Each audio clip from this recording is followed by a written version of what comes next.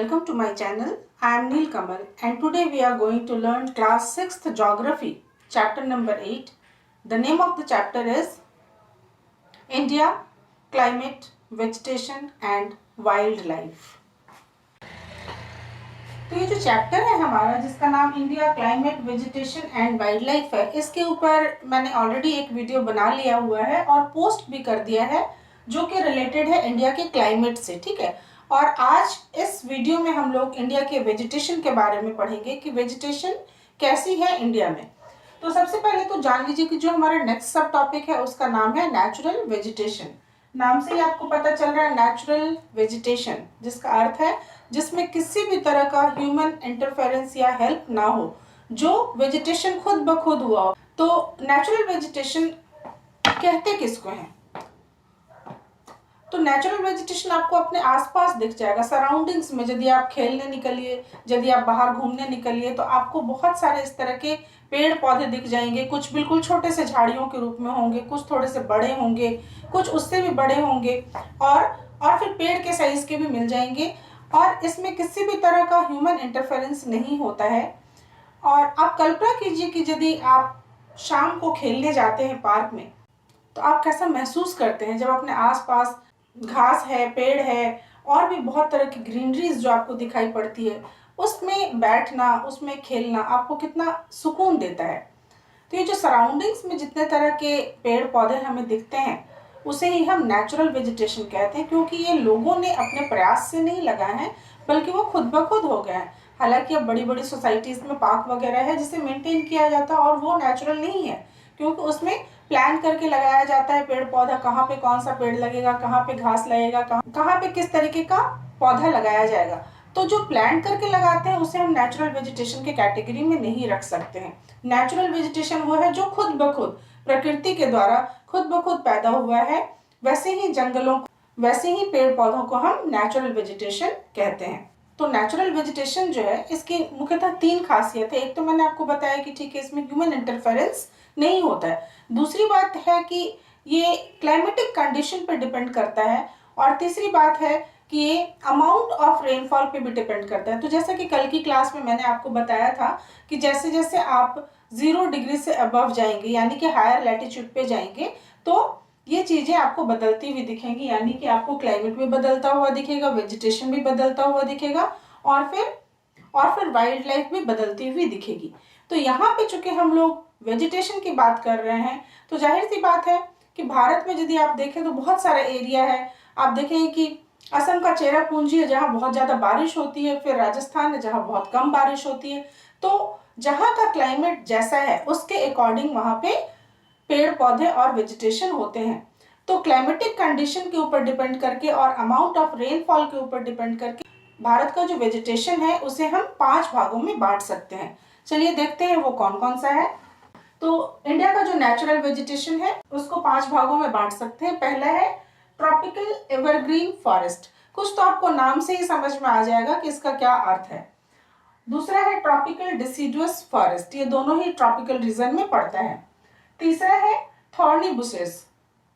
चौथा है mountain vegetation और 5वां है मैंग्रोव फॉरेस्ट। तो अब हम एक एक करके इन सब की विशेषताएं देखेंगे कि इन सब की क्या विशेषताएं हैं।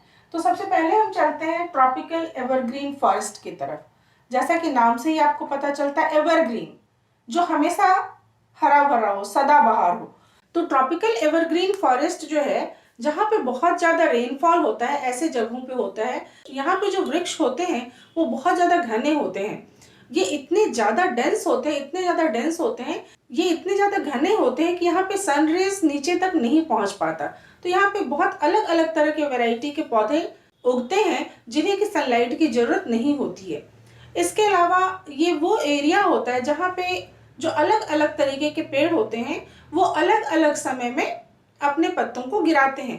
तो इस वजह से क्या होता है कि थ्रू आउट द ईयर ये आपको हरे भरे दिखते हैं, क्योंकि जरूरी नहीं है कि सारे पेड़ एक साथ अपने पत्तों को गिराएंगे। जितने भी पेड़ हैं वो अलग अलग समय में पत्तों को गिराते हैं। तो साल भर ये एरिया जो है वो हरा भरा दिखता है और यही वजह है कि इसे हम ट्रॉपिकल एवरग्रीन फॉरेस्ट कहते हैं।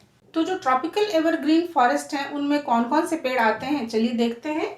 एक तो महोगनी, दूसरा एबनी और रोजवुड, कुछ नाम आपको याद होने चाहिए। तो महोगनी, एबनी और रोजवुड वो उस तरह के पेड़ हैं जो कि एवरग्रीन फॉरेस्ट में पाए जाते हैं।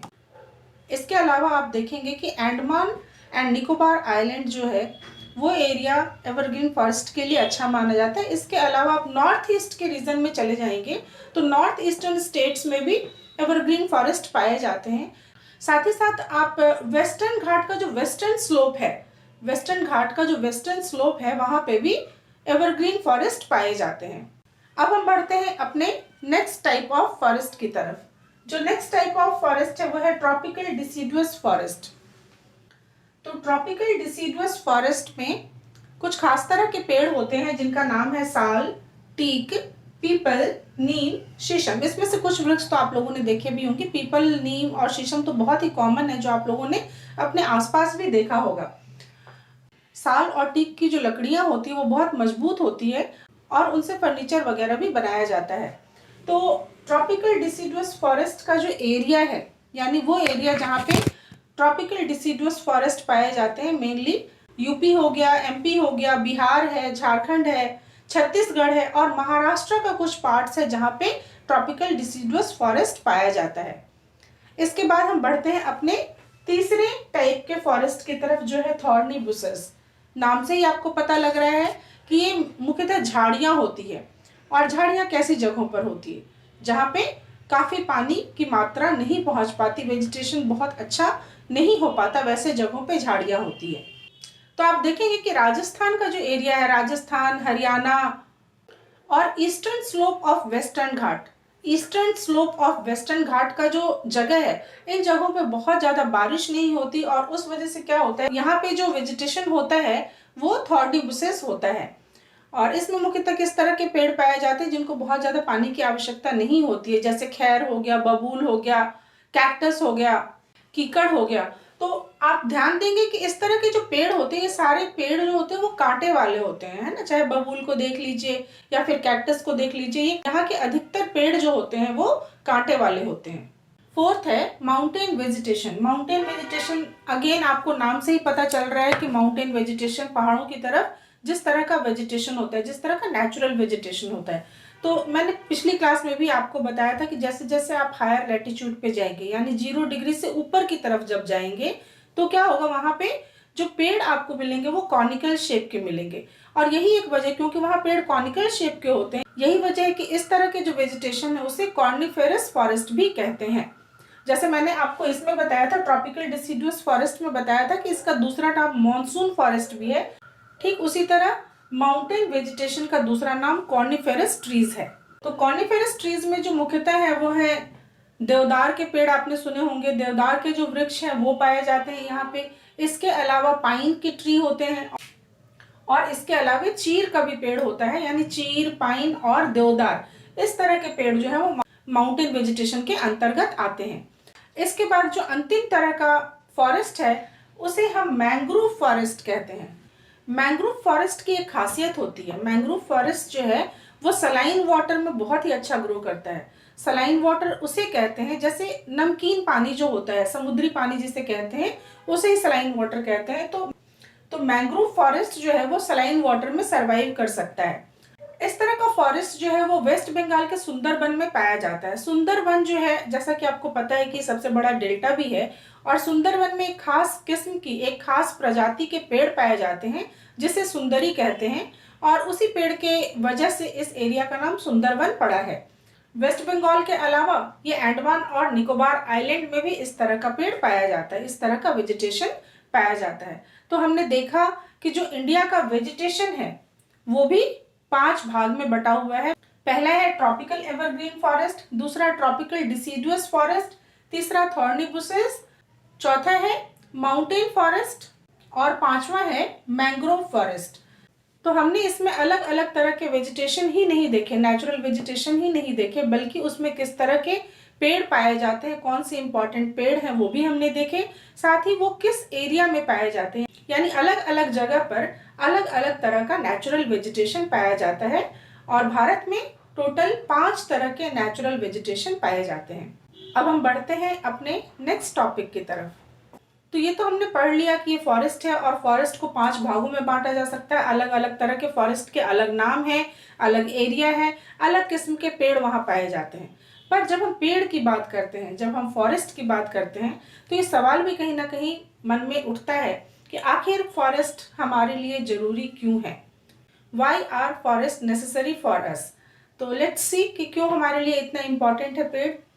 तो चलिए हम देखते हैं कि पेड़ से हमें क्या क्या मिलता है। सबसे पहली बात तो ये है कि बचपन से हम लोग सुनते आए हैं और आप लोग भी सुनते आए होंगे कि जो पेड़ होते हैं, जो फॉरेस्ट है, जो पेड़ है, वो ऑक्सीजन को रिलीज करता है और कार्बन डाइऑक्साइड लेता है। तो क्या होता है कि ऑक्सीजन जो वो छोड़ता है वो ह्यूमन बीइंग के काम आती है, क्योंकि हम जो सांस लेते हैं, वो जो हम इनहेल करते हैं वो ऑक्सीजन है और जो हम एक्सेल करते हैं वो कार्बन डाइऑक्साइड है।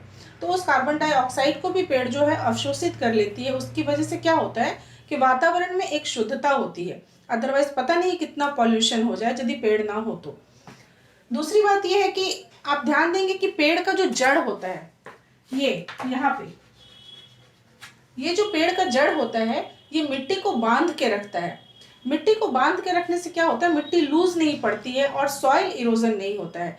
तो फॉरेस्ट जो है या पेड़ जो है वो मिट्टी को बांध के रखती है और सॉइल इरोजन से बचाती है। तो पेड़ के एक नहीं, ऐसे ना जाने कितने अनगिनत फायदे हैं जिनको हम डिस्कस करेंगे।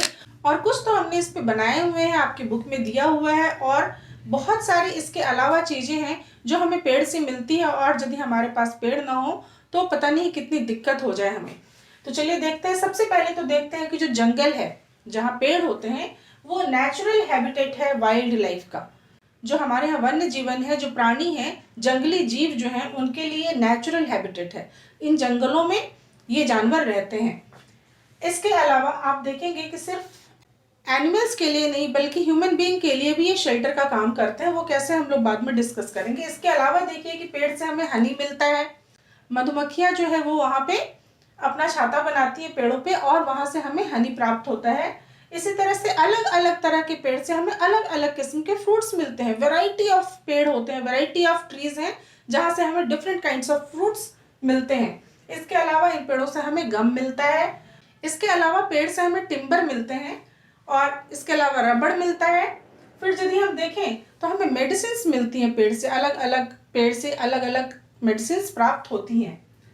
तो मेडिसिन ऐसा नहीं है कि पेड़ डायरेक्टली कोई मेडिसिन प्रोड्यूस करता है, बल्कि अलग अलग तरह के पेड़ से जो मेडिसिनल पावर होते हैं, उन पेड़ के पत्तियों के, कभी जड़ के, कभी फल के, उन्हें मिला के मेडिसिन बनाए जाते हैं। आयुर्वेद के जितने भी मेडिसिन हैं वो इन्हीं जंगलों में जाके, इन्हीं पहाड़ों में जाके, इन्हीं हिमालयाज पे ना जाने कितने डिफरेंट तरह के पेड़ हैं जिनमें मेडिसिनल क्वालिटीज होती हैं। तो उन सब जगहों से, सिर्फ हिमालयाज ही नहीं बल्कि बाकी जगहों से भी बहुत सारे पेड़ हैं जिनमें मेडिसिनल वैल्यूज होती है। तो उनको जो लोग पहचानते हैं वो उनमें से मेडिसिन बनाते हैं।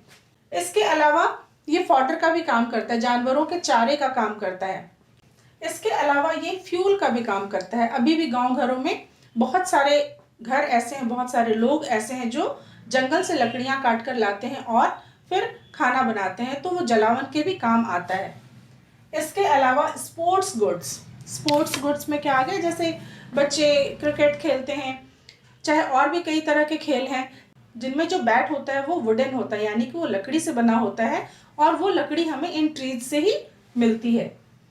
और last but not the least, जो हमारे आसपास इतना फर्नीचर है, चाहे हम स्कूल में हो तो जो क्लासेस में हम जाए तो टीचर्स टेबल है, स्टूडेंट्स का जो डेस्क है, इसके अलावा घर में हमारे जितने सारे भी फर्नीचर हैं, उन सभी फर्नीचर के लिए हमें जो आवश्यकता होती है वो लकड़ियों से ही बनता, और ये लकड़ी हमें जंगलों से ही मिलती है, पेड़ से ही मिलती है।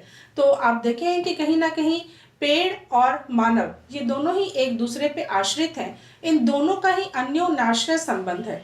अन्योन्याश्रय संबंध है कहने का मतलब कि पेड़ के ऊपर हम निर्भर हैं और हमारे ऊपर पेड़ निर्भर हैं। पर आज क्या हो रहा है कि विकास के नाम पे, डेवलपमेंट के नाम पे पेड़ काटे जा रहे हैं। बड़ी संख्या में पेड़ काटे जा रहे हैं। पॉपुलेशन भी बढ़ रहा है और जैसे जैसे पॉपुलेशन बढ़ रहा है उनकी जरूरतों को पूरा करने के लिए पेड़ काटे जा रहे हैं। पॉपुलेशन बढ़ने से दो तरह की समस्या होती है, जिसके लिए मैंने पहले भी बताया हुआ है कि हमें दो वजहों से लैंड चाहिए होता है। एक तो हैबिटेशन के लिए, दूसरे कल्टीवेशन के लिए। तो जितनी जनसंख्या बढ़ी हुई है उसकी डिमांड को पूरा करने के लिए घर भी बनाना है तो जंगल कटते हैं, और फसल भी पैदा करने हैं तो जंगल कटते हैं। पर क्या हो रहा है कि पेड़ों से इतनी ज़रूरतें पूरी होने के बाद भी लोग इसके महत्व को नहीं समझ रहे हैं। तो इस तरह से क्या हो रहा है कि धीरे धीरे करके जंगलों का नाश हो गया और जंगल काफ़ी कम हो गए हैं। तो क्या हमें जंगलों को इसी तरह नष्ट होते देखते रहना चाहिए या कुछ कदम भी उठाना चाहिए ताकि हमारी जो पृथ्वी है उसको और भी बेहतर बना सके? तो जाहिर सी बात है कि हमें इस दिशा में कुछ कदम निश्चय ही उठाने चाहिए। एक तो क्या है कि आप नए पौधे लगाइए जो कालांतर में पेड़ का रूप ग्रहण कर लेंगे। साथ ही साथ जो पहले से लगे हुए पेड़ हैं उनकी भी रक्षा करनी है, उन्हें भी प्रोटेक्शन देना है। इसके अलावा जो लोग हैं जिन्हें इसके बारे में ज़्यादा कुछ जानकारी नहीं है, हम क्या होता है कि कई बार अपने रिसोर्सेज के महत्व को नहीं समझते और उसको यूज़ करते चले जाते हैं। तो लोगों को अवेयर करना भी उतना ही ज़रूरी है कि हमें क्या फ़ायदे मिलते हैं पेड़ से। जब इस बात की जानकारी होगी उन्हें तो वो उसे प्रोटेक्ट करेंगे। और फिर वन महोत्सव जैसे प्रोग्राम को भी संचालित किया जाना चाहिए और ज़्यादा से ज़्यादा लोगों को इसमें शामिल करना चाहिए ताकि जो हमारी धरती है वो हरी भरी रहे हमेशा ही। तो इसी के साथ इस चैप्टर का सेकेंड सब टॉपिक खत्म होता है। इस टॉपिक का नाम है India climate vegetation and wild life. तो मैंने अपने पहले वीडियो में क्लाइमेट को डिस्कस किया है और क्लाइमेट जितने तरह के होते हैं उसके बारे में डिटेल से बताया है, तो आप वो वीडियो जरूर से देखिएगा। उसके बाद इस वीडियो में मैंने वेजिटेशन की चर्चा की है और कितने तरह के फॉरेस्ट होते हैं इसकी जानकारी दी है। जो मेरा नेक्स्ट वीडियो होगा इस टॉपिक के ऊपर वो रिलेटेड होगा वाइल्ड लाइफ से। तो इस चैप्टर के कुल 3 वीडियो होंगे। पार्ट 1 में क्लाइमेट, पार्ट 2 में वेजिटेशन और पार्ट 3 में वाइल्ड लाइफ को डिस्कस किया जाएगा। तो मेरे आने वाले वीडियो में वाइल्ड लाइफ को हम लोग डिस्कस करेंगे। तब तक के लिए आप मेरे प्रीवियस वीडियोस देखते रहिए और मेरे आने वाली वीडियो का इंतजार कीजिए। Thank you so much for watching.